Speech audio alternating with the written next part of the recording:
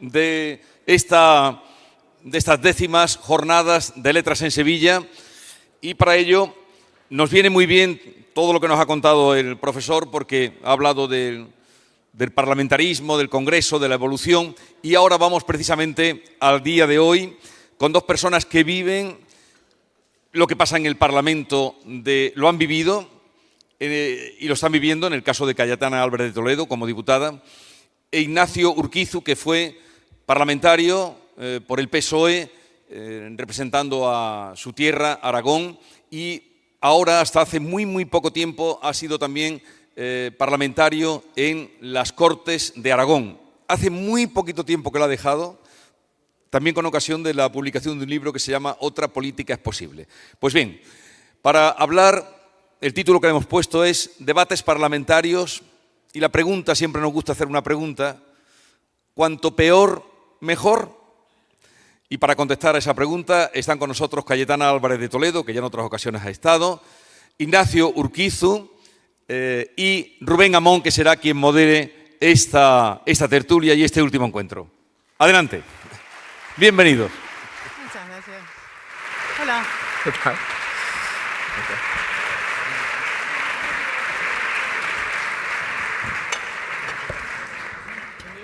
¿Ah, sí?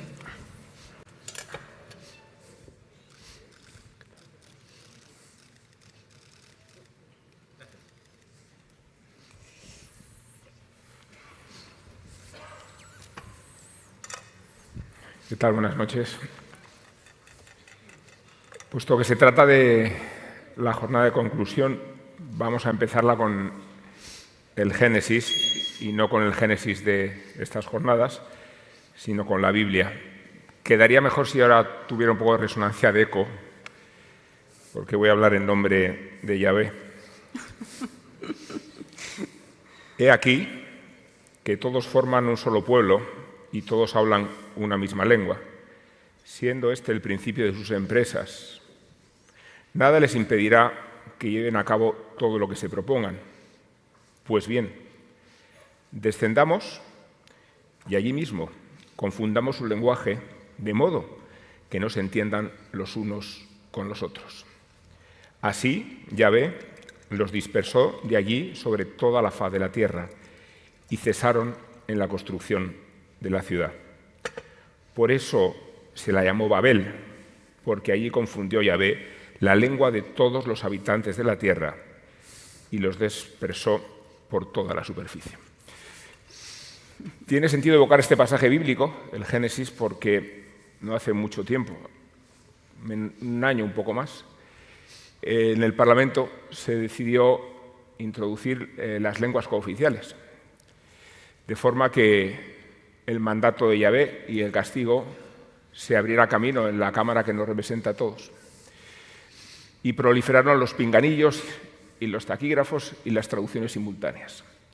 Pudiéndonos entender en un idioma, ¿por qué vamos a entendernos?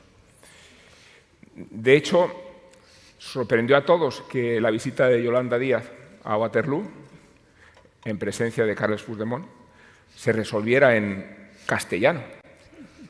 Pensamos que lo suyo era que cada uno llevara su traductor, uno en gallego y el otro en catalán, y que reproduciendo el mismo esperpento que acontece a veces en el Parlamento Nacional, fueran acreedores de su conciencia de la lengua propia para que no se nos entienda.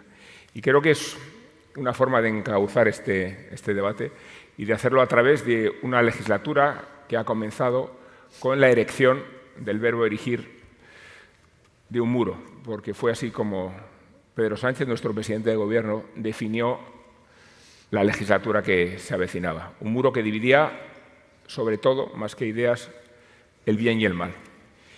Y tenemos un muro que polariza la sociedad a iniciativa de un jefe de Gobierno y que ha enconado muchísimo el debate. Vamos a intentar que Ignacio Urquizu y Cayetana Álvarez de Toledo sean capaces de perforarlos, y no por falta de método, ni de conocimiento, ni de experiencia. No sé si los tengo que presentar. Ignacio fue alcalde de Alcañiz y sigue siendo concejal allí, ha sido diputado nacional, acaba de dejar de ser diputado autonómico. Tiene formación académica, igual que la tiene Cayetana, cosmopolita, en la Universidad de Essex, en la de Washington. Y tiene obras cuyos títulos nos resultan muy interesantes porque hablas de que otra política es posible. Y Cayetana Álvarez de Toledo, a quien podíamos denominar como políticamente indeseable, porque es así como se denomina su memorial político, políticamente indeseable, aparte de iconoclasta y de coherente, que no está mal, es también responsable de una trayectoria política que podíamos definir siempre en el verso suelto, con la peculiaridad de Cayetana suele tener razón. Y yo quería preguntaros, y no sé por qué orden empezar, ¿cómo se construye la representación de una Cámara y la responsabilidad de representar a los ciudadanos desde la perspectiva del muro? ¿Y cuánto un muro hace imposible que pueda haber entendimiento en un debate parlamentario o en la vida política nacional? Cayetana. Bueno, primero muchísimas gracias a Arturo y a Jesús. Es el tercer año que vengo, con lo cual me adoptáis como mascota de estos eventos. Pues ya no sé, es un enorme placer estar aquí y además ver siempre esta sala abarrotada y la sala de al lado y gente haciendo cola afuera, con lo cual enhorabuena por esta jornada. Y a Rubén, gracias por moderarnos, y a Ignacio, un placer conocerte. Hace mucho que nos querían juntar en algún evento de estos para que conversáramos juntos y me alegra especialmente que sea hoy y que sea aquí. A ver, has hablado de pinganillos y del muro, ¿no?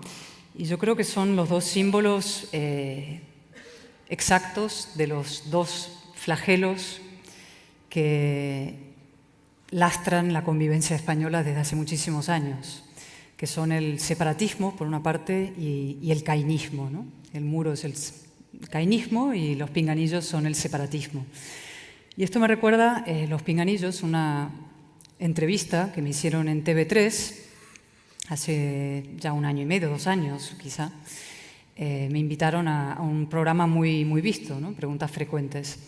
Y la víspera me llamaron para decirme que la entrevista iba a ser en catalán y que por tanto sí quería utilizar un pinganillo. Y yo le dije que no, que entre españoles no utilizamos pinganillos. Es decir, tenemos la enorme fortuna de contar con una lengua común, eso que se llama una koiné, que permite a personas muy distintas ideológicamente y de lugares y de procedencias diferentes comunicarnos, y que el hecho de tener esa lengua común es un valor moral. Podría ser otra lengua, podría haber sido el catalán, la lengua común, pero fue el castellano, el español, esa lengua común, ¿no? Y que por un ejercicio de cordialidad utilizamos esa lengua común para poder comunicarnos unos con otros, ¿no? Y por tanto que yo no iba a utilizar pinganillo, que si la entrevistadora quería seguir su conversación en catalán conmigo, era un gesto de poca cordialidad, pero que me hubiera preferido, en fin, que utilizáramos la lengua común. No se utilizó la lengua común, se utilizó el catalán en esa entrevista y pues, bueno, chapurreando como puedo, yo contesté en español, ¿no? Y eso se ha llevado exactamente a la sede de la Soberanía Nacional. Y Sol, que está aquí, que es mi compañera en el Congreso, lo vivió el primer día de la legislatura, nos encontramos con pinganillos. Y a mí me pareció un espectáculo absolutamente dantesco, porque estos son diputados que tienen una lengua común, que en la cantina hablan esa lengua común. El señor Otegi, que no es diputado, pero cuando se encuentra con el señor Junqueras, utilizan el español, y que sin embargo se suben en la tribuna y obligan al resto a colocarse un pinganillo. Y esa incomunicación lingüística no es inocente. Forma parte de una voluntad deliberada de levantar fronteras entre españoles. Es un proyecto de incomunicación. Y ahora voy brevemente, no me voy a extender mucho, al muro, ¿no?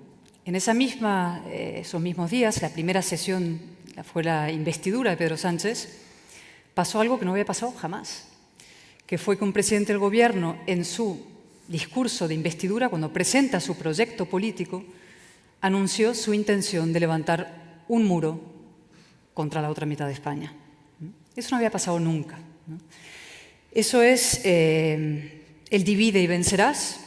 El que no puede gobernar por adhesión, por sumas, acaba gobernando por división. Divide y vencerás. Necesitas generar una confrontación tal que mantenga tus seguidores, prietas las filas para, por lo menos por odio al que está enfrente, que te voten a ti. No te votan por adhesión, pero sí te votan por odio. Y eso es el cainismo, el guerra civilismo, que lamentablemente en España tiene un largo historial, ¿no? Y con esta reflexión acabo, que me parece la clave.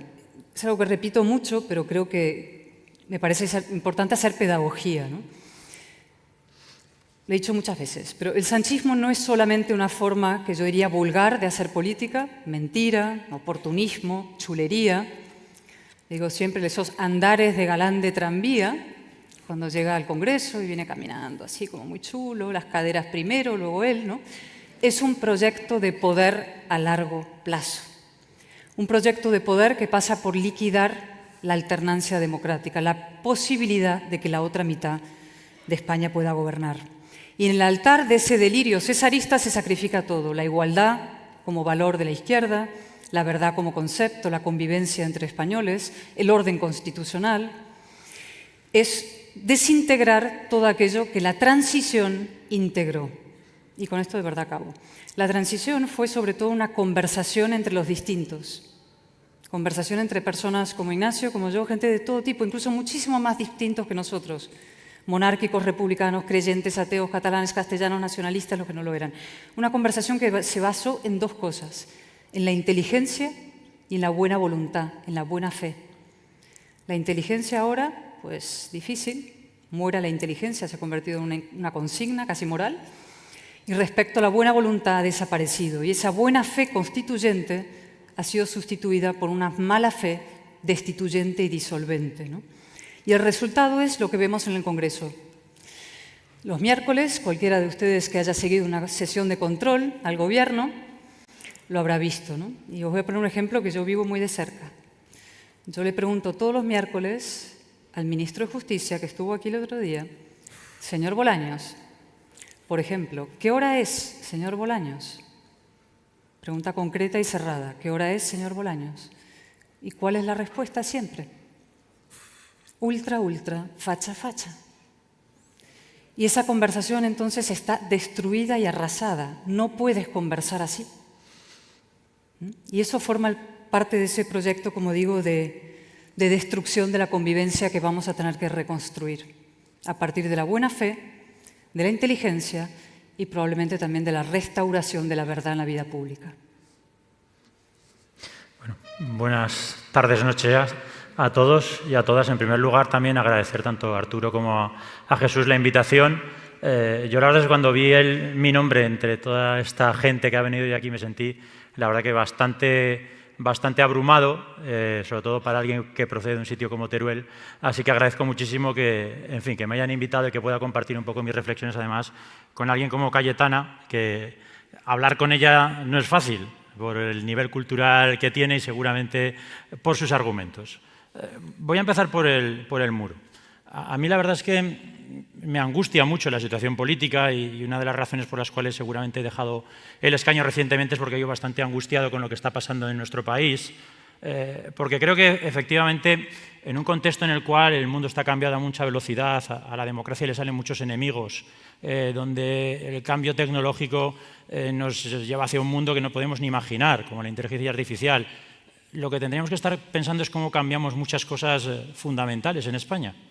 Y no la mitad contra la otra mitad, sino cómo cambiamos cosas, desde la Constitución a nuestro mercado laboral, al sistema educativo, buscando los puntos en común, porque solo las reformas que se acuerdan con mayorías cualificadas van a durar en el tiempo.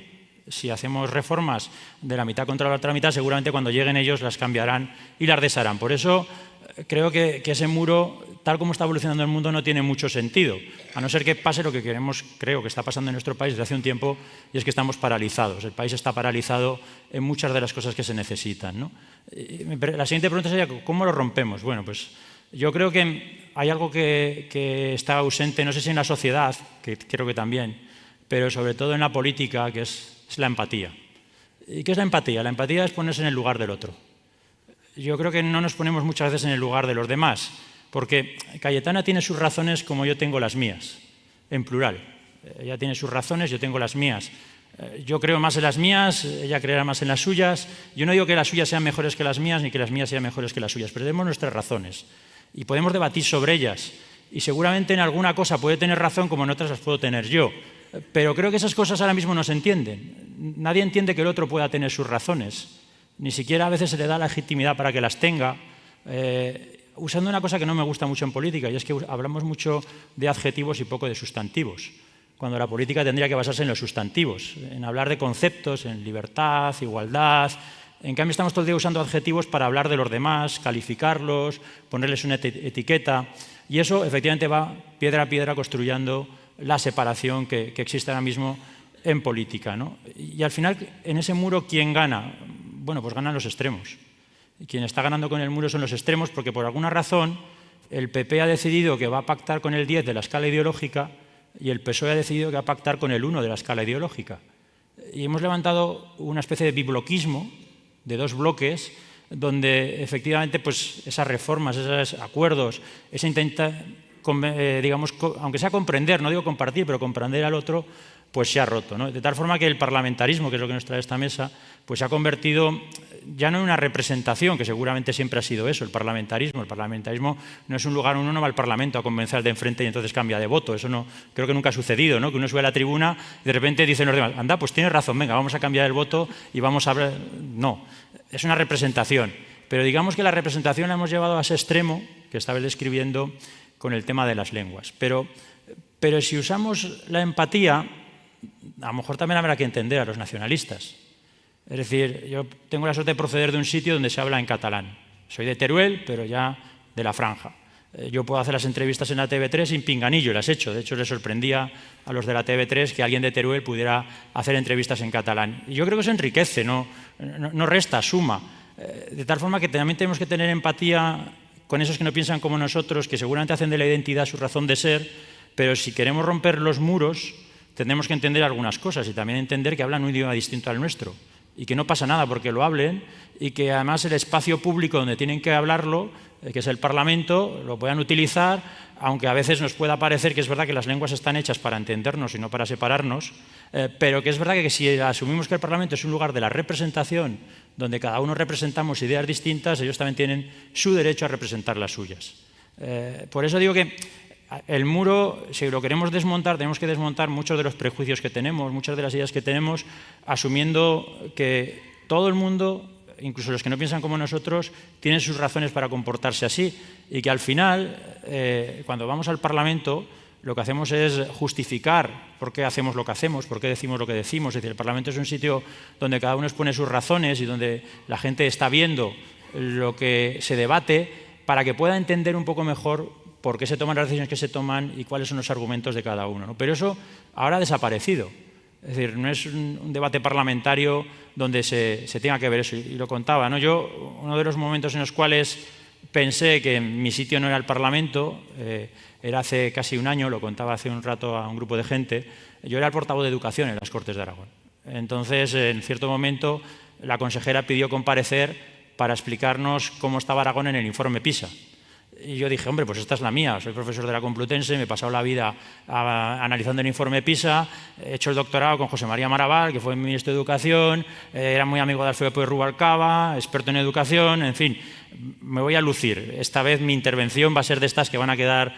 Y de repente yo vi cómo en el Parlamento pues había portavoces que subían para decir cosas que no hacía falta saber mucho, ¿no? Vamos a recuperar el valor del esfuerzo, tenemos que poner al estudiante en el centro, tenemos que hacer un pacto por la educación, cosas que se llevan mantras, ¿no? Se llevan 20 años diciendo y que realmente no dicen nada. Y los que no hacían ese tipo de obviedades, pues casi como, no se reían, pero casi, mira ¿cuánto sabe de educación? Jaja, ¿para qué? Y yo me senté en mi escaño y digo, ¿y yo qué hago aquí?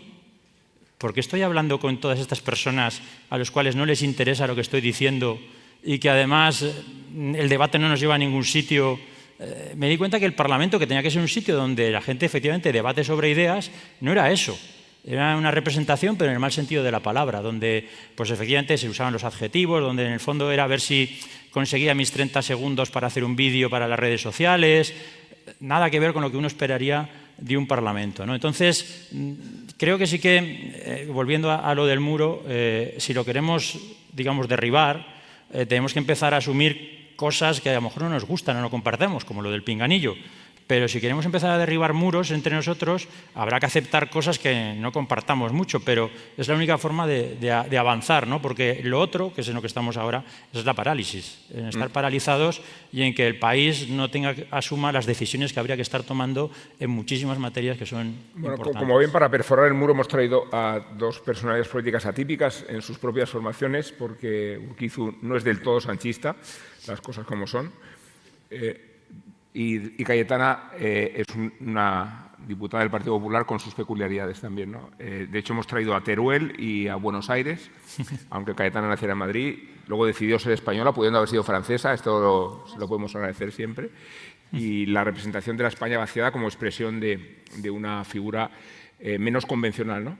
Entonces, yo quería preguntaros si los votantes del Partido Popular y del Partido Socialista se parecen mucho, hasta el punto de que un alto porcentaje es sensible a cambiar de voto, ¿por qué los diputados que los representan se parecen tan poco en el espacio de representación? Yo no sé a qué se parecen los votantes del Partido Socialista, pero al final todos somos responsables de las decisiones que tomamos. Y si votan a Sánchez y lo votaron sabiendo lo que ya sabían en julio del 23, no sabían lo de la amnistía, porque es verdad que en eso les engañó, pero sí sabían la derogación de la sedición, de la malversación, los acuerdos con Bildu, el inicio de la colonización institucional, todo aquello es porque prefirieron votarle a él, ya sea por lo que te decía antes, quizá no tanto por adhesión como por respondiendo a pulsiones viscerales contra otros, ¿no? Y el populismo funciona así, ¿no? Concitar el voto propio a través del odio a lo ajeno. Y eso es un movilizador, ¿no? Pero por introducir seguir con lo que decía Ignacio hace un momento, ¿no? No voy a extender sobre el tema de la empatía con el nacionalismo, porque yo creo que hemos pecado de un exceso de empatía con el nacionalismo durante 40 años y lo que nos ha traído hasta aquí y donde seguimos, en lugar de probar una alternativa distinta que sí nos ayude a convivir, ¿no? Yo creo que tenemos que empezar los españoles a ver lo que tenemos en común más que lo que nos distingue y separa. Es decir, hemos estado 40 años subrayando, distinguiendo y financiando lo que nos distingue a unos de otros. Si un gallego no tiene nada que ver con un murciano y un catalán con un andaluz, son mundos distintos, ¿no? En lugar de empezar a ver lo que tenemos en común unos con otros. Y podría extenderme no solamente en lo territorial, sino en también otros asuntos, ¿no? Hombres y mujeres, temas raciales, es decir, las derivas de las políticas identitarias creo que están haciendo un daño a la democracia y a la convivencia profundísimo, si no solamente en España. Pero yo, como soy muy optimista de carácter, optimista no de la voluntad, sino combativa, es decir, creo que hay que bajar a la arena y buscar soluciones, para eso estamos en política, yo he empezado a pensar en la etapa de reconstitución, ¿no? El día después, cómo reconstruimos lo que esta etapa va a dejar, porque yo estoy convencida de que esta etapa va a hacer un daño y una erosión, está siendo la estructural gravísima. Estamos en un proceso de mutación de una democracia plena, una democracia fallida o con verdaderos graves problemas estructurales, ¿no? Y vamos a tener que reconstruir. Y yo pienso que hay 3 o 4 cosas que podemos hacer y que creo que en eso podemos estar perfectamente de acuerdo, ¿no? Primero, restaurar la verdad en la vida pública. Incluso más importante que la empatía, la verdad objetiva. Es decir, aquí los 3 aquí presentes podemos discrepar radicalmente en miles de cosas, ¿no? De opiniones, de sensibilidades, lo que fuera, pero si estamos de acuerdo los 3 en que hay una botella y 2 vasos de agua, estos son unos hechos y es un suelo sobre el cual podemos empezar a construir una conversación. Lo que ha pasado en los últimos años es que la verdad objetiva ha desaparecido. Las opiniones han sustituido a los hechos y los hechos a las opiniones. Es decir, los hechos se han vuelto opinables, es mi opinión, y las opiniones son hechos. Esto es tajante. Por tanto, la verdad muere. Y cuando no hay verdad, no hay democracia. No hay posibilidad de construir este suelo para que tengamos una conversación en la que incluso podamos discrepar. Con lo cual, lo primero que tenemos que hacer es reconstruir la verdad. Y eso requiere invertir en la verdad, que cuesta dinero. Cualquiera que esté en un medio de comunicación, y Rubén lo sabe que la verdad cuesta dinero. Hay que pagarla, hay que pagar periodistas que estén dispuestos a contar historias que a veces no son las más sexy ni el titular que va a tener más clics, pero que es la verdad, ¿no? Segunda cosa que creo que tenemos que hacer es recuperar la buena voluntad, ¿no? Lo llamarás empatía. Yo creo que la buena voluntad y que pasa por hacer casi una lista de asuntos que yo llamaría un suelo de valores comunes. La igualdad ante la ley, por ejemplo, la libertad individual, la propiedad privada, el Estado de Derecho. El Estado de Derecho está siendo puesto en cuestión de manera cotidiana. Fiscal general del Estado imputado, presumiblemente por intentar destruir una rival política con información, etc. Ataques del Poder Ejecutivo a los jueces. Un día sí y otro también. Eso es insólito. Es decir, estoy segura que nos podemos poner todos, la inmensa mayoría aquí, de acuerdo en algunas cosas. Por ejemplo, no compras tu investidura otorgando impunidad a unos señores que cometieron un delito de sedición. Amnistía a cambio de impunidad. Investidura, impunidad. Estoy segura que estamos de acuerdo en que eso no se hace. No se atacan a los jueces que investigan a tu mujer o a tu hermano. No se hace. No se pacta probablemente con un partido que no condena el tiro en la nuca, el coche bomba, ¿no? Que no lo condena, que no abjura de eso. Estos son como un suelo moral que la inmensa mayoría compartíamos. Partido Socialista y PP compartíamos. Y ese suelo ha sido socavado. Tenemos que reconstruirlo. Y ya lo último, tenemos que intentar ponernos de acuerdo en un cierto horizonte de país, ¿no? ¿Hacia dónde queremos ir? Es verdad que en la transición se iba a la democracia y eso es un objetivo aliciente, ¿no? Eso es una ilusión, ¿no? Y en otros momentos de la historia española, entrada en el euro, no sé, necesitamos reconstruir también una visión hacia dónde queremos ir a partir de, yo creo, un análisis realista de las dificultades españolas, pero también de los enormes atributos y potenciales que tiene este país. Deja que desarrolle lo que acabas de decir, ¿vale? Sobre las tres ideas, ¿va? Hay un libro, un clásico, ¿no?, de Isaiah Berlin, que es Verdades y mentiras en política. Es un clásico y lo que viene a decir Isaiah Berlin es que esto es muy antiguo, lo de la verdad y la mentira en política. Es algo que viene desde los griegos, ¿no? Y que en el fondo no hay solución porque no hay una verdad, hay varias verdades. Y es verdad, ahí hay dos vasos y una botella, pero para alguien estará medio llena y para otro estará medio vacía. De tal forma que seguramente no es un problema de verdad, sino de pluralidad. Es decir, lo primero que hay que empezar a respetar es que hay un país plural y que no pasa nada por pensar diferente. Y de hecho, a veces yo discuto en las redes sociales, esto se sale un poco, yo nunca entendí que, no sé, Albert Rivera o se le llamara fascista. Eso solo significa que no sabes lo que es el fascismo, porque si lo supieras no estarías descalificando al de enfrente con esos adjetivos, ¿no? De tal forma que reconocer la pluralidad es reconocer que el de enfrente puede ser conservador o puede ser progresista y no pasa nada. No hay ningún problema en que lo sea.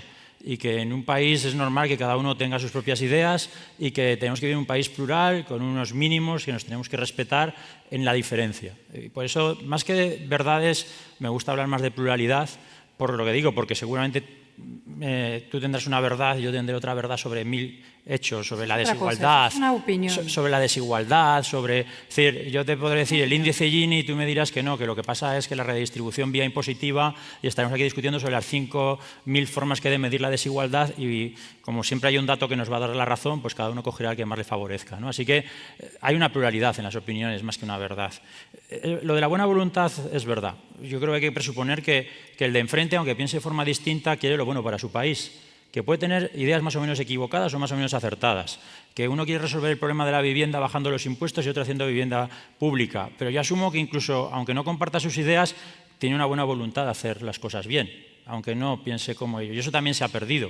De repente demonizamos al de enfrente y a sus ideas y pensamos que además el de enfrente, como tiene unas ideas muy distintas a las nuestras, en el fondo quiere lo peor para la gente, quiere que la gente pase hambre, vaya a gulags, a campos de concentración, en fin, todas estas barbaridades que escuchamos constantemente en el debate público y que están muy alejadas de la realidad, porque la competición no es por tener la razón ni decir el mejor argumento, sino a ver quién lo dice más alto y con los más decibelios, y además si cabe en 240 caracteres mejor que si cabe en un folio.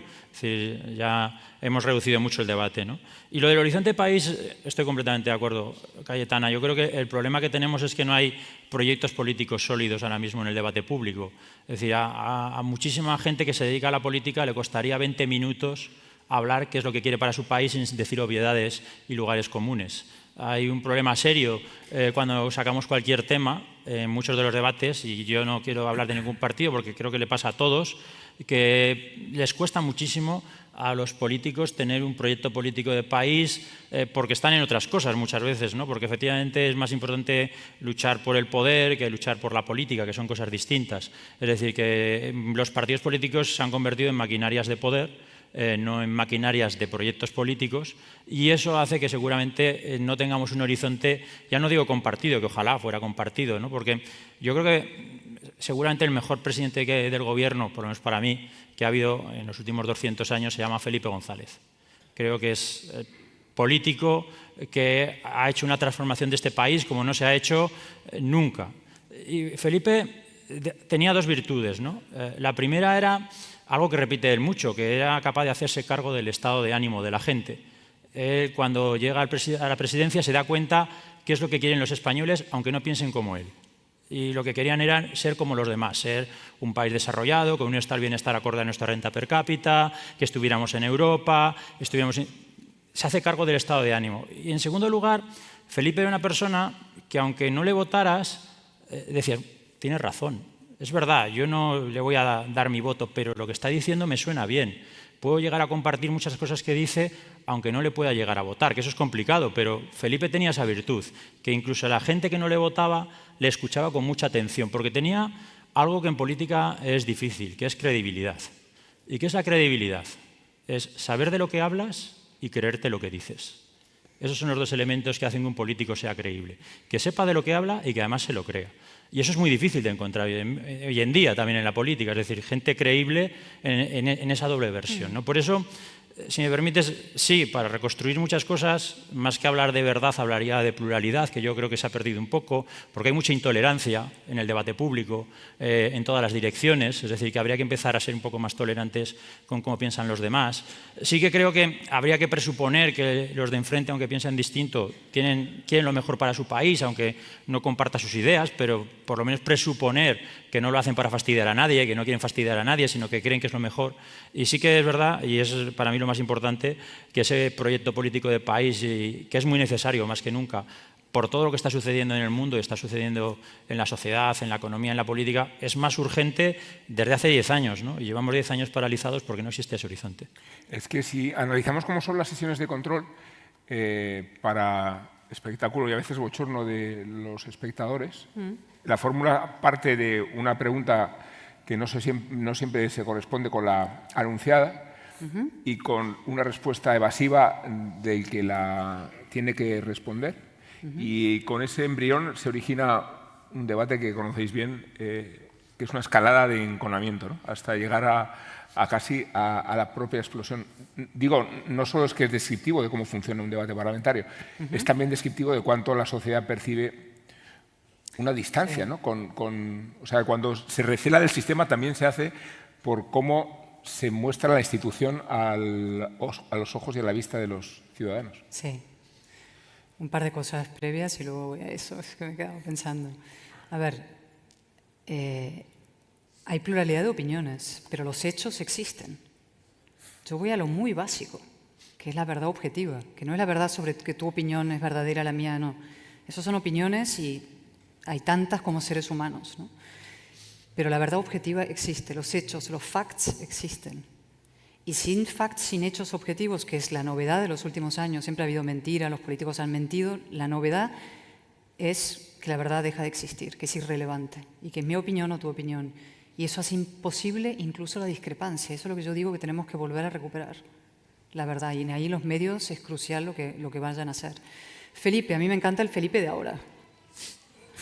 Claro, las cosas que dice Felipe ahora. Siempre. A mí me gusta siempre. Es más, estoy muy de acuerdo con él, no solamente en lo que dice sobre política nacional, que es casi tan duro como yo, sobre Sánchez, su actitud respecto a lo que está pasando en Venezuela no puedo dejar de mencionarla, ¿no? Es decir, realmente su coraje y su claridad y nuestra coincidencia ahí en defensa de la democracia frente a un régimen criminal, lo tengo que subrayar, ¿no? Y Sánchez le digo siempre, ¿no? Durito con los dictadores muertos y blandito con los dictadores vivos, ¿no? 3. Felipe, fíjate, tú que eres socialista, mira, siempre dicen, ¿dónde está el socialista bueno? Es el gamusino de la política española, no existe, todo el mundo lo busca, ¿no? Aquí está. Pero lo han echado. Pero volverá. No sé si le estoy haciendo un favor diciendo esto, yo creo que no, pero es con buena voluntad y lo digo sinceramente, como digo lo que pienso, lo voy a decir, ¿no? ¿Ves? Tenemos muchas diferencias, pero es otra cosa, ¿no? Y yo creo que el Partido Socialista, si en parte de esta tarea de reconstrucción y reconstitución, lo que debería suceder en un país democrático vibrante, con una ciudadanía exigente y alerta, es una contundente derrota de esta deriva del PSOE, es decir, del sanchismo, ¿no? Que obliga al Partido Socialista a elegir entre refundación o extinción. Y que así como Felipe González, cuando llegó en los años 70, en el famoso Congreso de Suresnes, se hace cargo del Partido Socialista y para convertirlo en una fuerza que aspiraba a ser mayoritaria, y no solo mayoritaria, sino hegemónica en España, y lo consiguió, tuvo que romper con el marxismo. Un nuevo líder socialista para hacer del PSOE una vez más un partido mayoritario, incluso con vocación de hegemonía y no un partido bisagra, que es lo que es ahora, bisagra de minorías radicales, separatistas, va a tener que romper con el cainismo y con el separatismo, que son esos dos males, esos dos flagelos de los que hablábamos al principio, el pinganillo y el muro, ¿no? Y yo creo que eso va a suceder, porque soy optimista y porque confío en que va a haber un movimiento pendular y que esta deriva absolutamente alocada en la que estamos, sucesión de escándalo tras escándalo, erosión del Estado de Derecho, atacando cosas que son básicas, el suelo común, tiene un recorrido limitado, que se llama las próximas urnas, ¿no? Y luego ahora tu pregunta, ¿no? Efectivamente el espectáculo del control es lamentable, ¿no? Y lamentable sobre todo para los que estamos ahí preguntando, ¿no? Yo, por ejemplo, no soy nada partidaria de las preguntas abiertas. Se ponen de moda porque como el otro no te contesta, hago una pregunta muy abierta, la formulo por escrito, se formula por escrito unos días antes la pregunta, se les manda a los ministros, ¿vale? Con lo cual el ministro sabe ya el jueves por la noche la pregunta que va a tener que contestar la semana siguiente. Hay algunos diputados de oposición que hacen preguntas muy abiertas porque en el fondo luego te permite preguntar lo que tú quieras a la hora de la verdad cuando te subes a la tribuna. Yo prefiero las preguntas muy cerradas, muy concretas, para obligar al ministro a contestar. ¿Qué hora es, ministro? Y cuando no te contesta qué hora es, no te dice son las 10:15, son las 9:15, sino que te dice fascista, ultra, es porque claramente queda en evidencia quién es el que no ha querido contestar y quién es el que está destrozando la conversación. Y eso es lo que está pasando. Está pasando que la conversación queda destruida, que cada uno le está hablando a su vídeo particular. Hacemos los vídeos, los colgamos en nuestras redes. Tus seguidores te dicen, bravo, Caetana, lo has destrozado. Los seguidores de Bolaños probablemente le dirán 3/4 de lo mismo a él. Y vivimos en dos ecos, dos cámaras de eco paralelas, ¿no? Que existen una al lado de otra y no se comunican, ¿no? Y por tanto tenemos que intentar volver a conversar. Pregunta cerrada y respuesta concreta a la pregunta. Y podemos discrepar ferozmente, pero en base a hechos y en base a una conversación. A ver, déjame decir alguna cosa, por lo menos por Felipe, ¿no? A mí me ha gustado siempre, ¿no? No solo me gusta ahora. Lo sé, a ti sí. A mí me ha gustado siempre, porque creo que tiene un rasgo que es difícil encontrar en política, y es que es una persona de principios. Es una persona que se cree la democracia, que se la cree. Y lo ha demostrado a lo largo de toda su trayectoria, es decir, que sigue defendiendo la democracia ahora como la defendía antes, y para él la democracia es más importante que incluso el socialismo.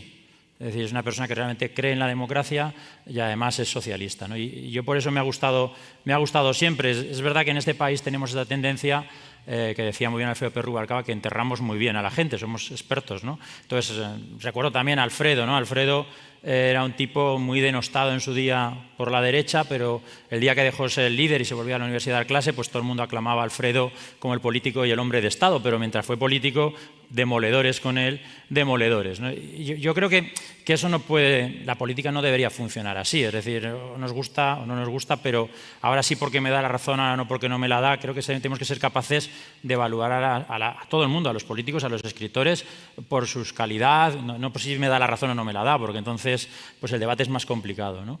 Y sobre ese debate a veces tan enconado, a mí es verdad que también me produce, yo os veo, o sea, me gusta tanto la política, me da mucha pena haberla dejado, me da muchísima pena, es verdad que me apasiona la universidad, ser profesor, me da pena porque tengo vocación, pero cuando veo, y a veces veo a Cayetana en alguna de esas interpelaciones con Bolaños, lo paso mal porque no entiendo por qué tiene que ser así, es que no lo entiendo.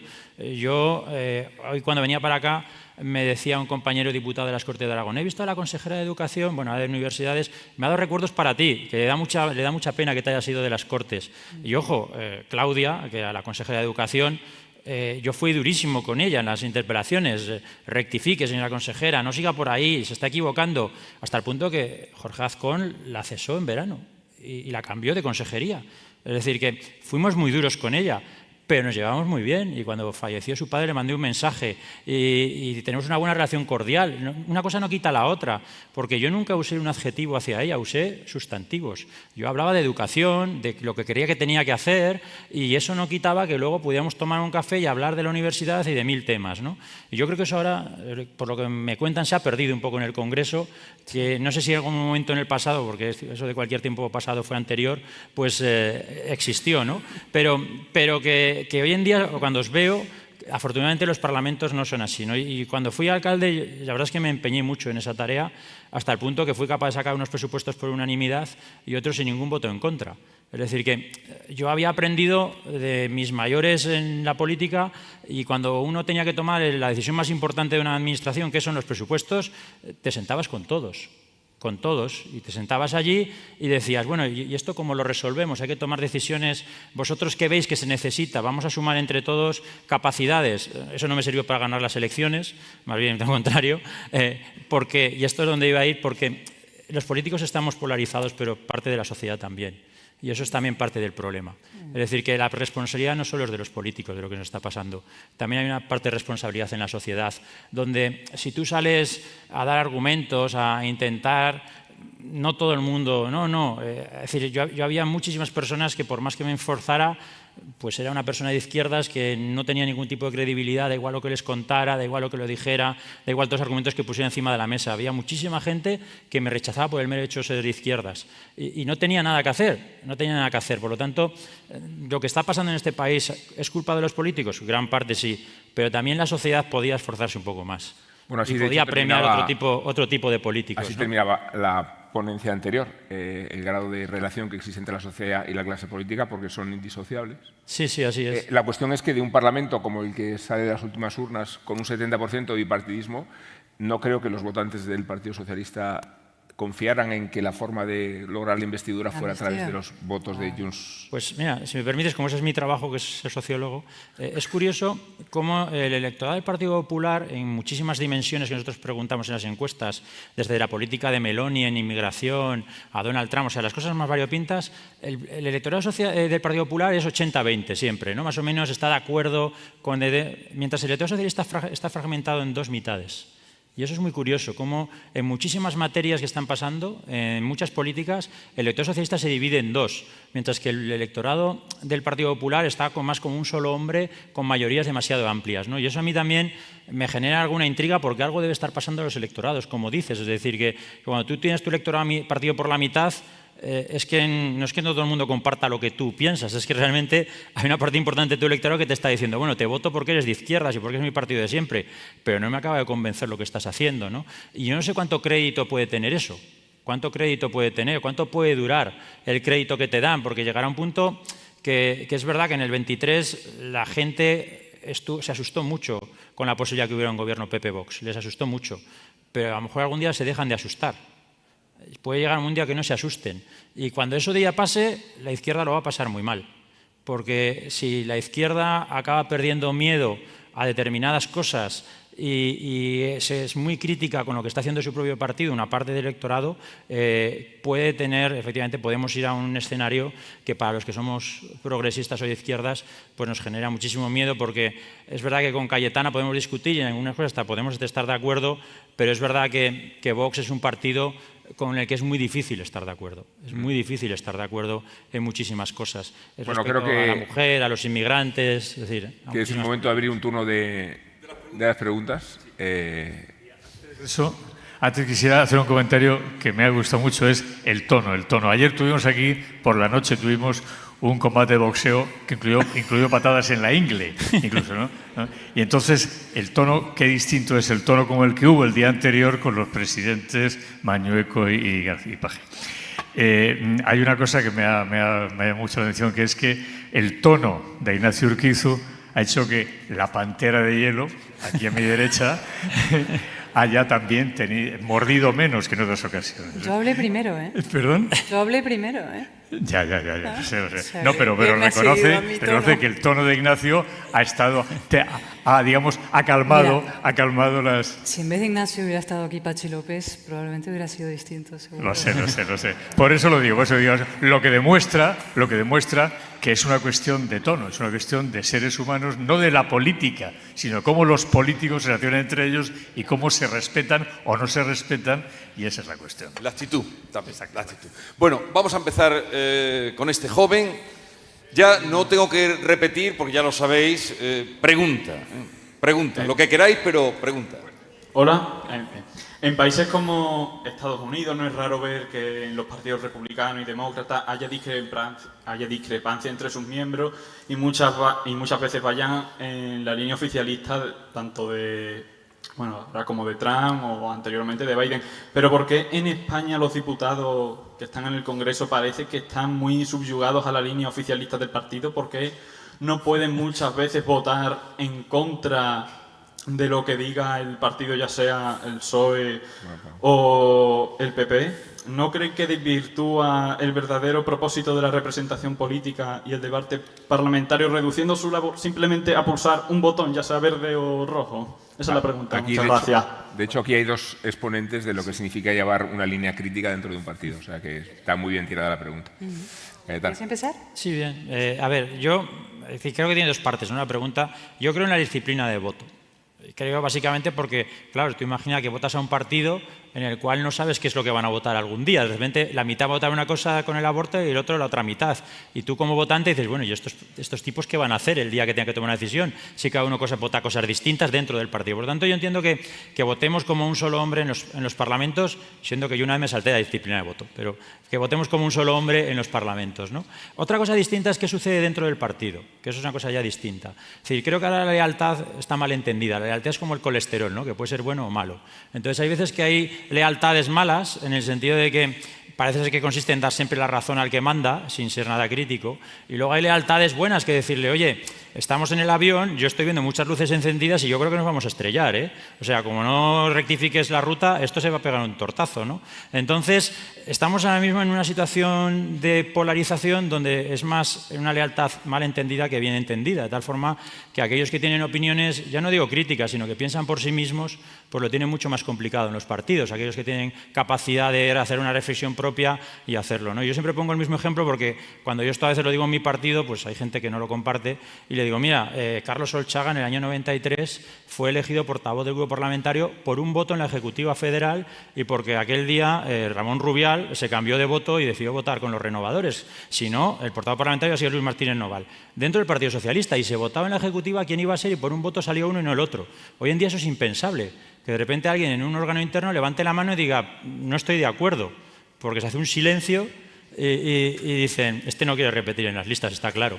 Este no quiere repetir, ¿no? Entonces, creo que la disciplina entendía como personas que tienen, digamos, hay disciplina de voto en el Parlamento, creo que es correcto. Otra cosa es lo que sucede dentro de los partidos hoy en día, donde pensamos que los hemos hecho más democráticos por hacer las primarias y el resultado más bien ha sido todo lo contrario. Entrañable pasaje autobiográfico de Urquijo.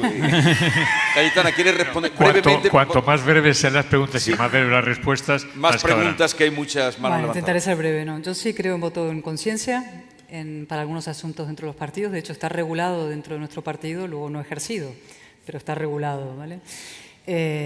Porque creo que además hay asuntos morales que son realmente transversales, se acortan a través de los bloques ideológicos clásicos, ¿no? Con lo cual yo no tengo ningún miedo al voto libre en conciencia.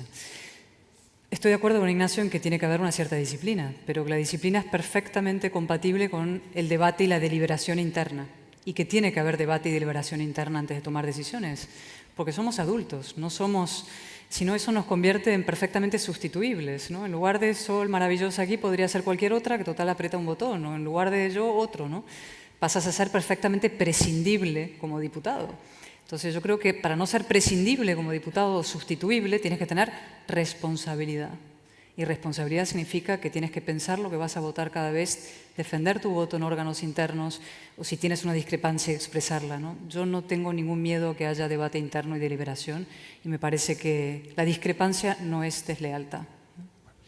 Venga, adelante, la siguiente pregunta. Hay muchas manos, preguntas concretas, y las respuestas, si pueden ser cortitas, damos más preguntas. Venga. Hola, buenas, me llamo María Jesús y mi pregunta es para ambos. Apuntaba en la anterior ponencia el catedrático Maradiello que hay un problema con la hiperprofesionalización de la política. Es decir, la gente joven ya hace de su profesión la política. Le quería preguntar si esto lo considera un problema y qué medidas se puede poner para solucionarlo. Gracias. Sí, yo creo que sí es un problema. Yo creo que uno de los graves problemas de la política hoy es, digamos, la descapitalización, o sea, la mediocridad, ¿vale? Por decirlo de manera un poco cruda, ¿no? Y para eso tienes que hacer compatible la política con otras profesiones y otros oficios. Y por movimientos populistas distintos se ha establecido todo tipo de barreras. El político no puede luego trabajar en una empresa X o no puede a su vez ser abogado, como era en otras épocas, con lo cual estás creando puros profesionales de esto y gente que solamente para vivir dependerá de esto toda su vida y con lo cual están dispuestos a lo que sea para sobrevivir dentro de la política y como es muy partitocrático, efectivamente los partidos tienen mucha fuerza en nuestro sistema, se hizo en la transición, tenía sentido, se hizo para que los partidos dieran estabilidad al sistema cuando se pasó de la dictadura, ¿no? Y lo que pasa es que nos hemos pasado de frenada, ahora es, ¿no?, unas estructuras muy, muy fuertes y muy raquítica la deliberación, ¿no? Y así que sí, yo creo que hay que intentar corregir eso y hacer compatible la actividad política con otras cosas. ¿Sí? Yo te voy a matizar un poco la respuesta. De nuevo voy a recomendar, ya que estamos en Letras en Sevilla, otro libro. Michael Ignatieff, Fuegos y ceniza. Es uno de los mejores libros que se ha escrito sobre un político, escrito por él, ¿no? Y él dice que cuando llega... Michael Ignatieff, no sé si saben quién es un catedrático de la Universidad de Harvard, que llegó a ser candidato a primer ministro en Canadá. Y él dice que cuando llegó a la política acabó aprendiendo que los políticos profesionales también saben hacer cosas. Es decir, que para estar en política tienes que saber negociar, tener estrategias. Es decir, que la profesión de la política no hay que denostarla del todo. Los políticos profesionales también tienen algunas virtudes. El problema que tenemos en los partidos es que ahora hay muchos políticos profesionales y hay menos políticos de aquellos que tendrían que tener algunas cualidades que sepan de economía, de sociología, de otras... Es decir, que hubo un tiempo en el cual había un cierto equilibrio, ¿no? Que uno tenía a Chiqui Venegas y tenía a Alfonso Guerra y tenía a Carlos Solchaga y a Ernest Lluch y a José María Maraval. Y entonces había claro, es que hay muchos Chiqui Venegas y hay pocos Maraval, es decir, que el mundo se ha decantado en otra dirección. Pero en el equilibrio seguramente estaría la virtud. Por lo tanto, es bueno que haya políticos profesionales, por supuesto, porque saben hacer cosas, campañas electorales, movilizar, actos públicos, cosas que no saben hacer muchas veces los que venimos de la universidad, porque nosotros, bueno, pues sabemos hacer otras cosas, ¿no? Y ese equilibrio se ha roto. Es decir, que en la profesionalización de la política han desaparecido muchos profesionales de la vida, de la sociedad, que pueden estar haciendo. Por muchas razones, entre otras razones, y esto es impopular y lo dejo para no... porque la política hoy en día no es una actividad muy atractiva para alguien que es un buen arquitecto, un buen abogado o un médico. No solo porque en lo personal vas a pagar un coste muy elevado en todos los niveles, sino porque seguramente hasta económicamente vas a pagar un coste. Es decir, que la política desafortunadamente se ha convertido en una actividad poco atractiva para profesionales de algo que no sea la política. Allí teníamos siguiente pregunta, luego vamos allí y levantan las manos. Vale, venga, adelante.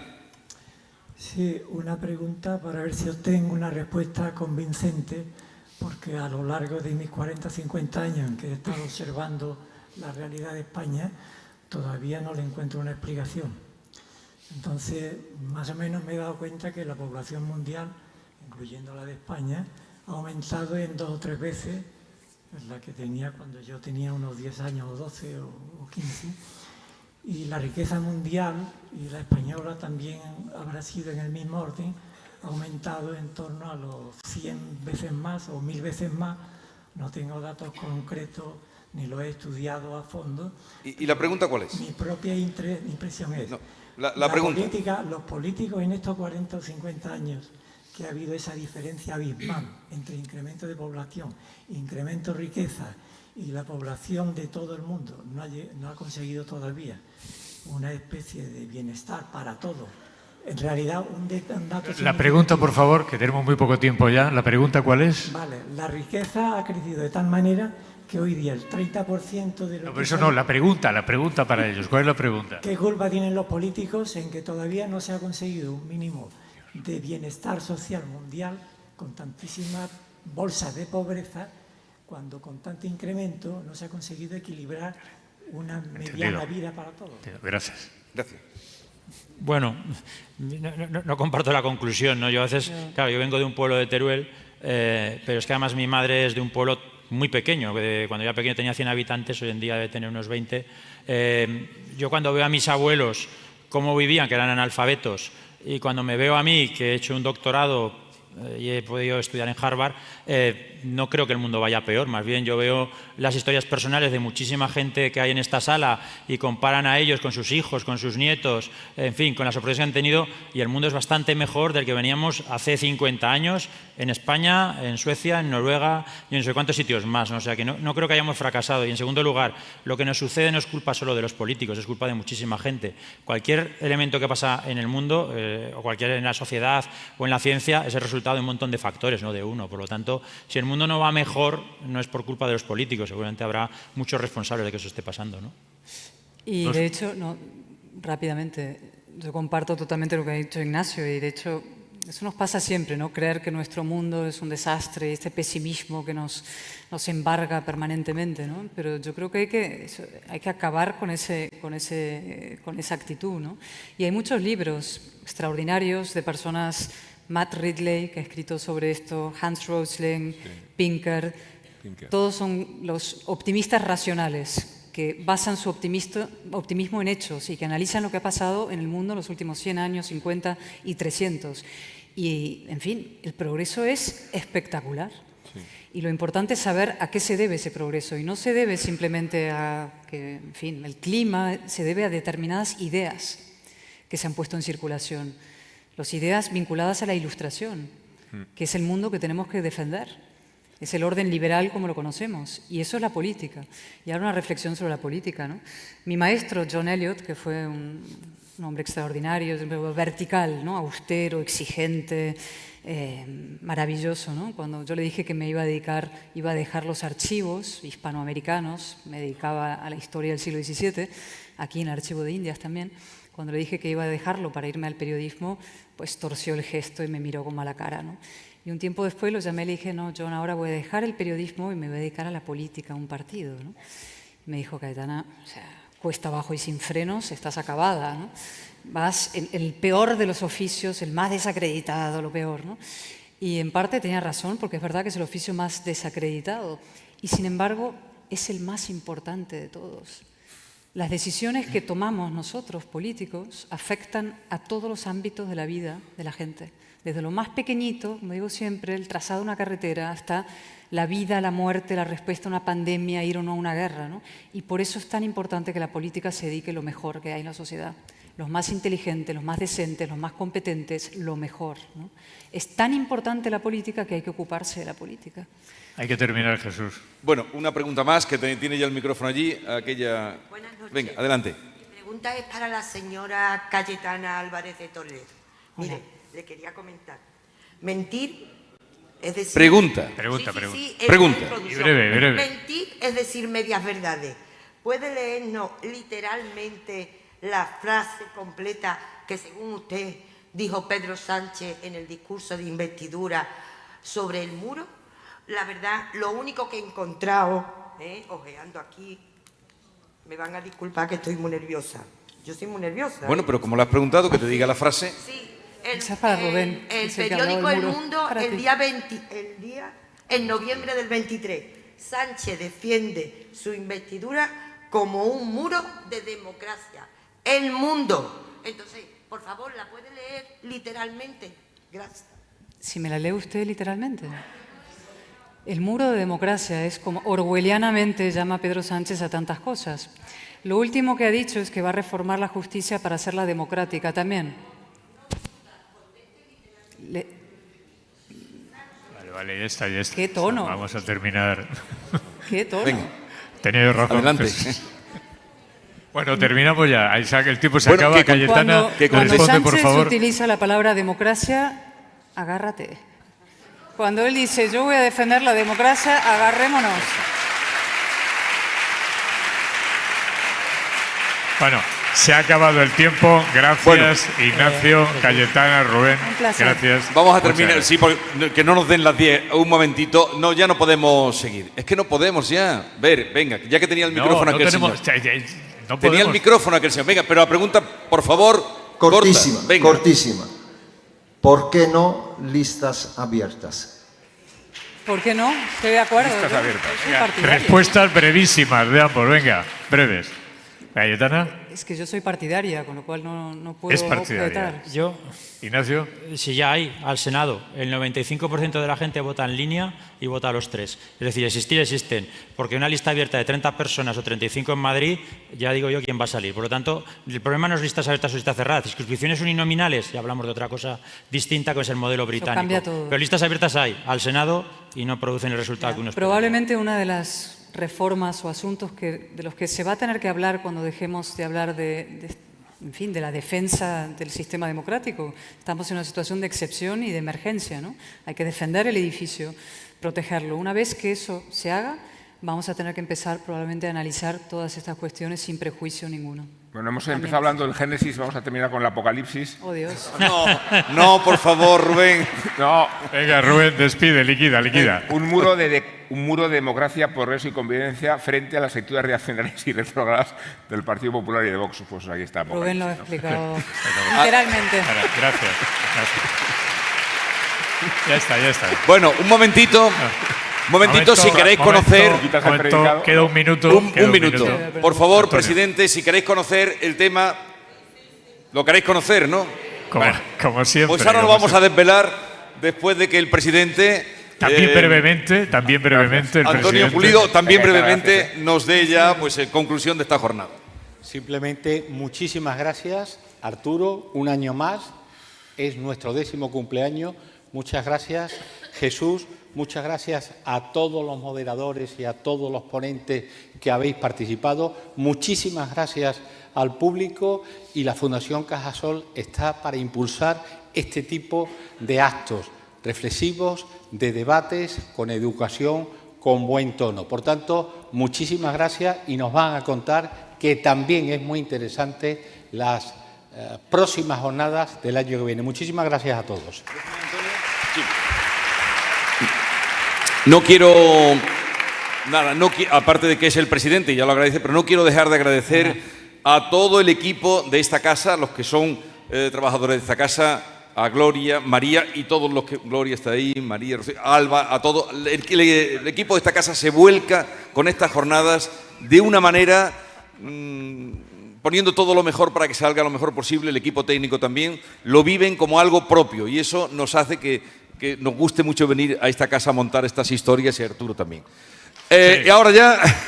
Bueno, sobre todo, bueno, gracias por, como siempre, el respeto y la asistencia. Gracias, ustedes son lo mejor de estas jornadas. No nosotros, sino ustedes. Muchas gracias. Bueno, y para la próxima edición, la undécima, la oncena, que diría el historiador, la oncena edición o undécima, van a ser más días, van a ser 4 días, películas, proyecciones por las mañanas, participarán historiadores, escritores, novelistas, analistas, extranjeros y españoles, porque se cumplen el año que viene 90 años de un acontecimiento importante y como a lo mejor no vivimos algunos para los 100, vamos a hacerlo con los 90. Se titulará 1936, La guerra que todos perdimos.